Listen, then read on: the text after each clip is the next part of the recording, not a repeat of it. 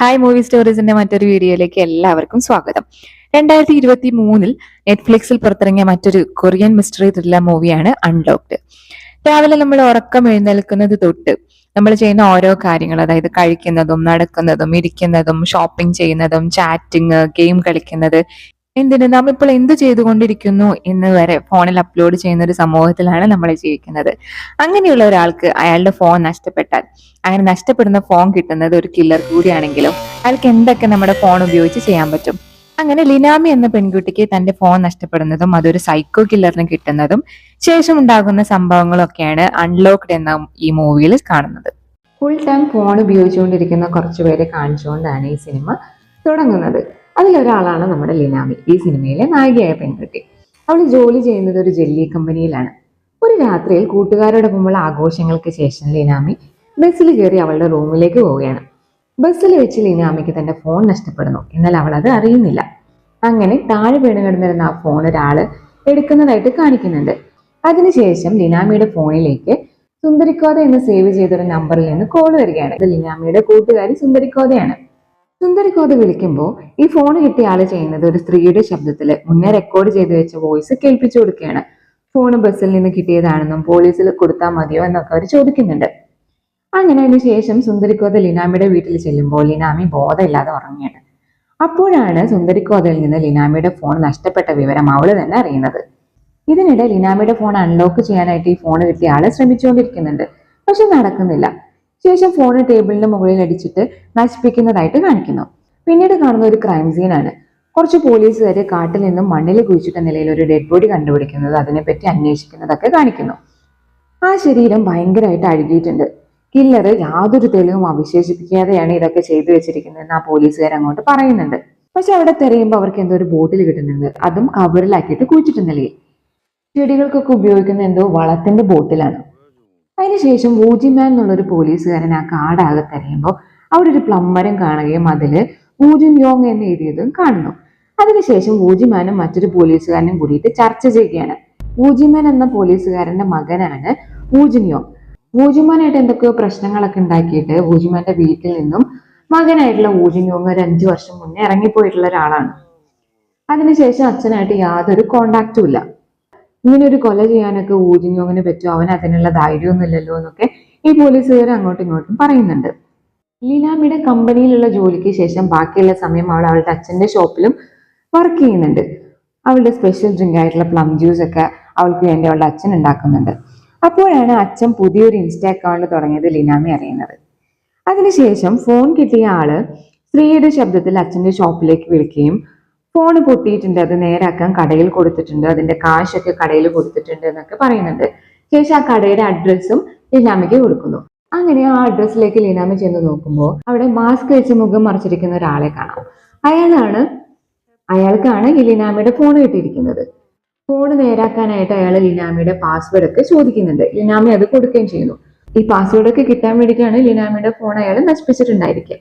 Password കിട്ടുന്ന അയാൾ ആ ഫോണിലെ എല്ലാ ഡാറ്റാസും കളക്ട് ചെയ്യാണ്. കൂടാതെ ഒരു സ്പൈവെയർ ആ ഫോണിൽ ഇൻസ്റ്റാൾ ചെയ്തു. പിന്നെ നമ്മുടെ ലിനാമിയുടെ ഫോണിന്റെ ക്യാമറയും ഹാക്ക് ചെയ്തു.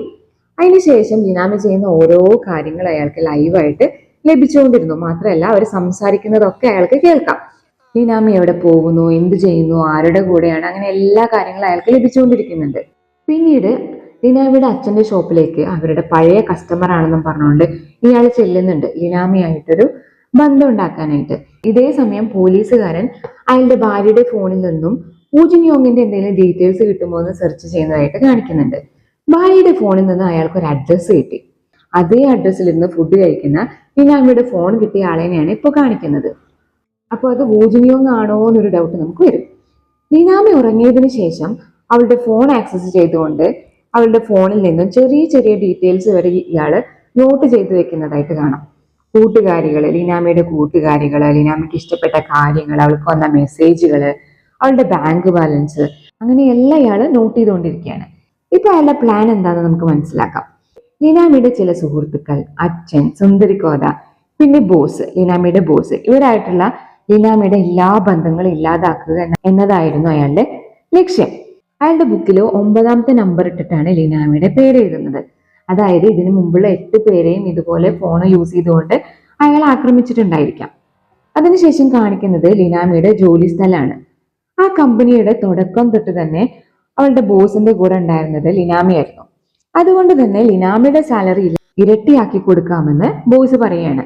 എന്നാൽ മറ്റു കൂട്ടുകാർക്കൊന്നും ഇപ്പോൾ സാലറി കൂട്ടുന്നില്ലെന്നും ഈ കാര്യം നമ്മൾ മാത്രം അറിഞ്ഞാൽ മതിയെന്നൊക്കെ ബോസ് പറയുന്നുണ്ട്. ലിനാമി അത് സമ്മതിക്കുകയും ചെയ്യുന്നു. അങ്ങനെ ലിനാമി ഇല്ലാത്തൊരു സമയത്ത് ഈ ഫോൺ കിട്ടിയ ആൾ അവളുടെ റൂമിലെത്തുകയും അവിടെയുള്ള ഓരോന്നും നിരീക്ഷിക്കാൻ തുടങ്ങി.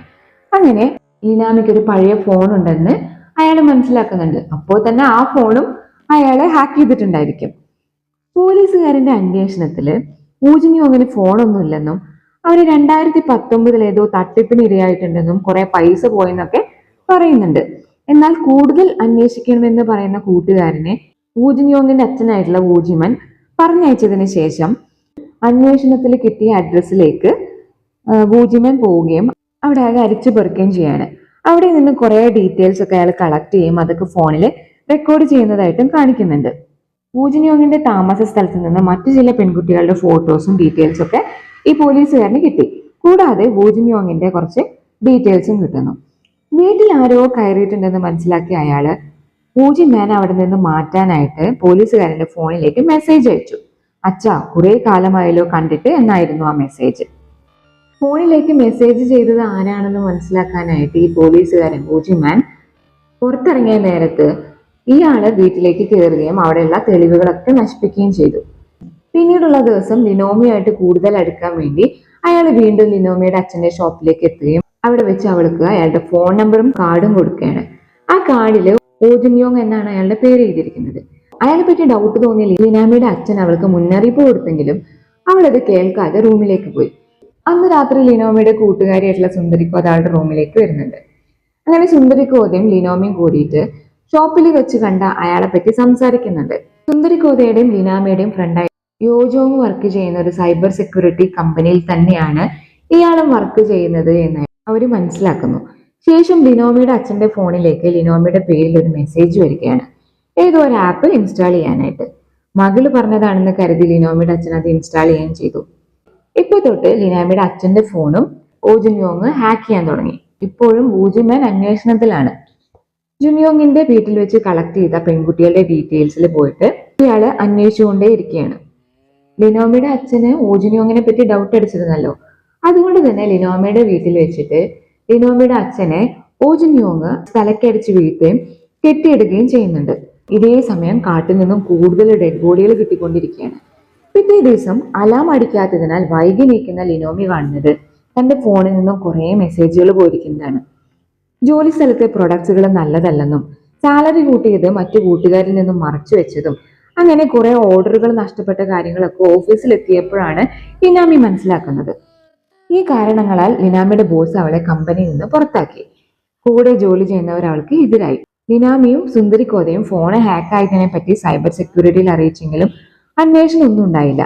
അങ്ങനെ അവർ ഇതിനെപ്പറ്റി അറിയാനായിട്ട് സൈബർ സെക്യൂരിറ്റിയിൽ വർക്ക് ചെയ്യുന്ന ഓജിൻയോങ്ങിനെ വിളിച്ചു വരുത്തി. അങ്ങനെയായിരുന്നല്ലോ ഇയാൾ പറഞ്ഞിരുന്നത്. എന്നാൽ അയാളാകട്ടെ ലിനോമിയുടെ ഫ്രണ്ട് സുന്ദരിക്കോത തന്നെയാണ് ഇതൊക്കെ ചെയ്തിരുന്നത് എന്ന് ലിനോമിയെ വിശ്വസിപ്പിച്ചു. അതും പറഞ്ഞ് ലിനോമിയും സുന്ദരിക്കോതയും തമ്മിൽ പിണങ്ങുകയും ചെയ്തു. ഊജിൻയോങ് ആണ് ഈ കൊലകളൊക്കെ ചെയ്തതെന്ന് ഊജിമോന് തന്റെ സുഹൃത്തായ പോലീസുകാരനോട് പറയുന്നുണ്ട്. പിന്നീട് അവർ രണ്ടുപേരും വീണ്ടും ഊജിൻയോങ്ങിന്റെ വീട്ടിൽ ചെല്ലുകയും അവിടെ ഒന്നുകൂടിയൊക്കെ അന്വേഷിക്കാനായിട്ട് തുടങ്ങി. 8 പേരുടെ ഡീറ്റെയിൽസ് മാത്രമേ അവർക്ക് കിട്ടിയിട്ടുള്ളൂ എന്നും 9ാമത്തെ ആളെ എങ്ങനെയെങ്കിലും രക്ഷിക്കാമെന്നും അവർ ചിന്തിക്കുന്നതിനിടയിലാണ് ലിനാമയും മറ്റു ചില ഓഫീസേഴ്സായിട്ട് ഊജിൻയോങ്ങിന്റെ അഡ്രസ്സിൽ എത്തുന്നത്. ഊജിൻയോങ് എന്തോ കുഴപ്പക്കാരനാണെന്ന് മനസ്സിലാക്കിയ ലിനാമി ഊജിൻയോങ് അറിയാതെ അയാളെ താൻ തന്റെ വീട്ടിലേക്ക് എത്തിക്കാമെന്ന് പോലീസുകാരോട് പറയാണ്. ലിനോമിയെ പോലീസുകാർ നിരീക്ഷിച്ചുകൊണ്ടേ ഇരിക്കുന്നുണ്ട്. ലിനോമി പറഞ്ഞതനുസരിച്ച് ഓജിൻയോങ് ലിനോമിയുടെ റൂമിലേക്ക് നടന്നെങ്കിലും ഓജിൻയോങ്ങിനെ പിടിക്കാനായിട്ട് നിന്ന പോലീസുകാർ അയാളെ തടയുന്നു. ഊജിൻയോങ് ആണ് അതെന്ന് കരുതിയ പോലീസുകാർ അവന്റെ മുഖം കണ്ടെന്ന് പതറി. അത് ഊജിൻയോങ് ആയിരുന്നില്ല, മറ്റൊരാളായിരുന്നു. അവർ അയാളെ പറഞ്ഞയക്കുകയും ചെയ്തു. ഇതേ സമയം ഓജിൻയോങ്ങിന്റെ നമ്പറിൽ നിന്നും മറ്റൊരു ദിവസം കാണാമെന്നുള്ള മെസ്സേജ് വന്നത് ലിനാമി പോലീസുകാരോട് പറഞ്ഞു.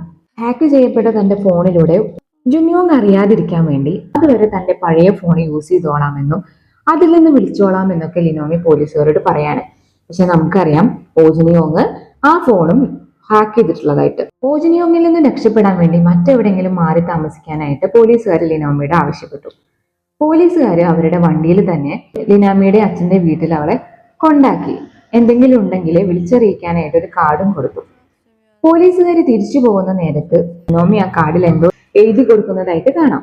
എന്നാൽ വീട്ടിലെത്തിയ ലിനോമി അച്ഛൻ ഉറങ്ങിയെന്ന് കരുതി കിടക്കാൻ പോയ നേരത്ത് ലിനോമിക്ക് വീണ്ടും ജുൻയോങ്ങിന്റെ ഫോണിൽ നിന്ന് മെസ്സേജ് വന്നു. അപ്പോഴാണ് ആ ഫോണും ഹാക്കായ വിവരം ലിനാമി അറിയുന്നത്. എന്നാൽ ജുൻയോങ്ങിന്റെ ഫോണിലേക്ക് തിരിച്ചു വിളിക്കുന്ന സമയത്ത് അച്ഛന്റെ റൂമിൽ നിന്നും ഫോൺ റിങ് ചെയ്യുന്നതായിട്ട് ലിനോമി കേട്ടു. ഓടിപ്പോയി അച്ഛന്റെ റൂമിൽ പോയി നോക്കുമ്പോൾ ലിനോമിക്ക് അവളുടെ അച്ഛനെ അവിടെ കണ്ടെത്താനായില്ല. പകരം അച്ഛൻ ഷോപ്പിൽ വെച്ച് അവളോട് സംസാരിച്ചിരുന്ന കാര്യങ്ങള് വീട്ടിൽ പ്ലേ ആകുന്നതാണ് അവൾ കേൾക്കുന്നത്. അതിനുശേഷം ഈ സൈക്കോ കില്ലർ ലിനാമിക്ക് അവളുടെ അച്ഛനെ കെട്ടിവെച്ചിരിക്കുന്നതും കത്തി വെച്ച് ഭീഷണിപ്പെടുത്തുന്നതൊക്കെയാണ് കാണിച്ചു കൊടുക്കുന്നത്. ഇത് കണ്ട ലിനാമിക്ക് ആ കില്ലറിനെ അപ്പൊ തന്നെ കൊല്ലാൻ തോന്നിയെങ്കിലും അച്ഛൻ എവിടെയെന്ന് അറിയാത്തതുകൊണ്ട് അവൾക്ക് അതിന് കഴിഞ്ഞില്ല. പകരം കില്ലർ ആവശ്യപ്പെടുന്ന എന്തും താൻ ചെയ്യാമെന്ന് അവൾ പറയുകയാണ്. അപ്പോൾ പോലീസിന് താൻ ഉറങ്ങാൻ പോവുകയാണെന്നും നാളെ മെസ്സേജ് അയക്കാമെന്ന് പറഞ്ഞൊരു മെസ്സേജ് അയക്കാനായിട്ട് കില്ലർ ലിനാമിയോട് ആവശ്യപ്പെട്ടു. അവൾ അതുപോലെ മെസ്സേജ് അയക്കുകയും ആ ഫോണ് കില്ലറുടെ കയ്യിൽ കൊടുക്കുകയും ചെയ്തു. ഇതേ സമയം ജുനിയോങ് മരിച്ചതായി ഊജിമൻ മനസ്സിലാക്കുകയാണ്. ബാത്റൂമിൽ പോവാണെന്ന് പറഞ്ഞു പോയ കില്ലറിനെ കൊല്ലാനായിട്ട് നോക്കുന്ന ലിനോമി കാണുന്നത് ബാത്ത് ടബില് വെള്ളത്തിൽ കെട്ടിയിട്ട നിലയിൽ തന്റെ അച്ഛനെയാണ്. താൻ പറയുന്നത് പോലെ ചെയ്തില്ലെങ്കിൽ ടാപ്പ് ഓണാക്കി അച്ഛനെ മുക്കിക്കൊല്ലുമെന്ന് പറയുന്ന കില്ലറിന്റെ ഭീഷണി കേൾക്കുന്ന ലിനോമി തന്റെ കൈയും കാലും ഒക്കെ ടേപ്പ് കൊണ്ട് ബന്ധിക്കപ്പെടുകയാണ്. അച്ഛനെ രക്ഷിക്കാൻ താൻ എന്തും ചെയ്യാമെന്ന് പറയുന്ന ലിനോമിയോട് എന്നാൽ നീ തന്നെ നിന്റെ അച്ഛനെ കൊല്ലിയെന്ന് പറഞ്ഞുകൊണ്ട് ലിനോമിനെ കില്ലർ ബാത്ത് ടബിലേക്ക് തള്ളിയിട്ടു. അവളുടെ ഭാരം കാരണം അച്ഛനും വെള്ളത്തിൽ മുങ്ങി തുടങ്ങി. രണ്ടുപേരും മരണത്തിലേക്ക് മുങ്ങി താഴുമ്പോൾ ലിനോമി താഴെയിട്ട പോലീസുകാർ കൊടുത്ത കാർഡ് കില്ലറുടെ കയ്യിൽ കെട്ടി. ഇപ്പോഴാണ് കഥയുടെ ഒരു ട്വിസ്റ്റ്. അതിൽ എന്ത് വന്നാലും മെസ്സേജ് അയക്കില്ല, വിളിക്കുകയോ ചെയ്യൂ എന്നാണ് എഴുതിയിരിക്കുന്നത്. അഥവാ മെസ്സേജ് ആണെങ്കിൽ ലിനോമി അപകടത്തിലാണെന്ന് അർത്ഥം. അങ്ങനെ ലിനോമിയുടെ മെസ്സേജ് കിട്ടിയ പോലീസുകാർ അപ്പോഴേക്ക് ലിനോമിയുടെ വീട്ടിലെത്തുകയും ആ കില്ലറിനെ പിടികൂടുകയും ചെയ്തു. മറ്റേ പോലീസുകാരൻ ലിനോമിയുടെ അച്ഛനെ രക്ഷപ്പെടുത്താനായിട്ട് ശ്രമിക്കുന്നുണ്ട്. ഊജിമൻ ആ കില്ലറിനെ മർദ്ദിച്ചുകൊണ്ടേ ഇരിക്കുന്നുണ്ട്. ലിനോമിയുടെ അച്ഛനെ CPR കൊടുത്ത് രക്ഷിക്കാൻ മറ്റേ പോലീസുകാരൻ ശ്രമിച്ചുകൊണ്ടിരിക്കുകയാണ്. തന്റെ മകനായ വൂജിൻയോങ്ങിനെ കുറിച്ച് സൈക്കോ കില്ലറോട് ചോദിക്കുമ്പോൾ ഇതേപോലെ തന്നെ സൈക്കോ കില്ലർ കൊന്ന ആദ്യത്തെ ആള് വൂജിൻയോങ് ആണെന്ന് വൂജിമൻ മനസ്സിലാക്കുകയാണ്. അച്ഛനായ വൂജിമാനിൽ നിന്നും വൂജിൻയോങ്ങിനെ അകറ്റിയതും അതിനുശേഷം വൂജിൻയോങ്ങിനെ കൊന്നതും വൂജിൻയോങ്ങിന്റെ ഐഡന്റിറ്റിയിൽ ജീവിക്കാൻ ശ്രമിച്ചതും അങ്ങനെ ഈ കൊലപാതകങ്ങളൊക്കെ ചെയ്യുന്നത് വൂജിൻയോങ് ആണ് എന്ന് വരുത്തി തീർക്കുന്നതുമായിരുന്നു ആ സൈക്കോ കില്ലറുടെ ലക്ഷ്യം. ഈ സൈക്കോ കില്ലറിനെ കൊല്ലാനായിട്ട് തോക്കുമായി നിൽക്കുന്ന വൂജിൻയോങ്ങിന്റെ അച്ഛന് മുന്നേ തന്റെ അച്ഛൻ മരണപ്പെട്ടെന്ന് കരുതി മറ്റേ പോലീസുകാരന്റെ തോക്കിൽ നിന്നും കില്ലറിന് നേരെ വെടിയുതിർക്കുന്നു. എന്നാൽ ലിനോമിയുടെ അച്ഛന് ജീവൻ തിരിച്ചു കിട്ടുകയും അവർ രണ്ടുപേരും പരസ്പരം കെട്ടിപ്പിടിച്ച് കരയുകയാണ് ചെയ്യുന്നത്. ശേഷം കാണിക്കുന്നത് ഇത്രയൊക്കെ സംഭവങ്ങൾ നടന്നതിന് ശേഷവും ഫോണിൽ തന്നെ ചിലവഴിക്കുന്ന ചുറ്റുമുള്ളവരെയാണ്. ലിനോമി അച്ഛന്റെ കൂടെ ആ ഷോപ്പിൽ ജോലി ചെയ്യുന്നത് കാണിച്ചുകൊണ്ടാണ് സിനിമ അവസാനിക്കുന്നത്. മറ്റൊരു സിനിമയുടെ സ്റ്റോറിയുമായി അടുത്തൊരു വീഡിയോയിൽ വീണ്ടും കാണാം.